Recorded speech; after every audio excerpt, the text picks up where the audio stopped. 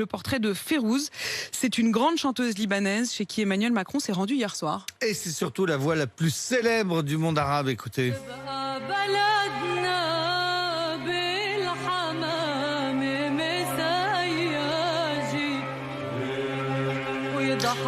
Voilà une voix que tout le monde connaît au Proche-Orient et bien au-delà. Emmanuel Macron, dès son arrivée hier soir, à peine sorti de l'aéroport pour son deuxième voyage à Beyrouth depuis l'explosion, et bien à peine sorti de l'avion, il s'est rendu chez cette vieille dame qui habite dans la banlieue nord de Beyrouth, à Antélias, c'est le fief des chrétiens maronites.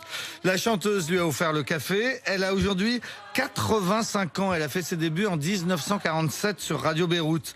Avec son mari compositeur, elle a révolutionné la musique arabe en introduisant un peu de tango, des rythmes latins au milieu des traditionnels mélopées.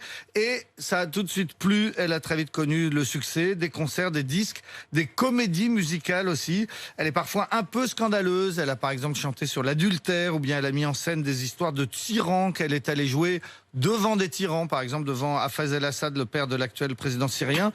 Mais ses engagements politiques, en fait, ne vont jamais trop loin. Elle sait là-bas ce qu'on peut dire et ne peut pas dire. Son seul et véritable engagement, en fait, ça a été un très long silence de 18 ans. Pendant toute la guerre civile libanaise de 1977 à 1995, eh bien, elle n'a plus jamais chanté dans son pays. Elle ne voulait pas être récupérée par aucun camp. À la fin de la guerre, elle est revenue pour un concert au milieu des ruines de la place des Canons. 50 000 Libanais s'étaient massés pour lui faire un triomphe. Voilà son histoire. Alors maintenant la question, pourquoi est-ce qu'Emmanuel Macron est allé lui rendre cette visite nocturne hier?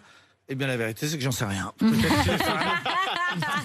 Peut-être qu'il est fan. Ou bien peut-être qu'il sait que c'est un symbole, une fierté, une grande figure là-bas, et que lui rendre visite c'était une façon de dire aux Libanais: je vous connais bien. Et puis peut-être aussi d'avoir le sentiment, justement, comme elle plaît à tout le monde là-bas, de réunir tous ceux qui parfois se divisent. Allez savoir, mais peut-être qu'il adore sa voix. Ouais, et puis tout simplement, moi je trouve que c'est un cadeau ce matin d'avoir pu l'entendre. Je connaissais surtout Kalsoum, mais là, voilà, ça diversifie vraiment, c'est une très belle musique.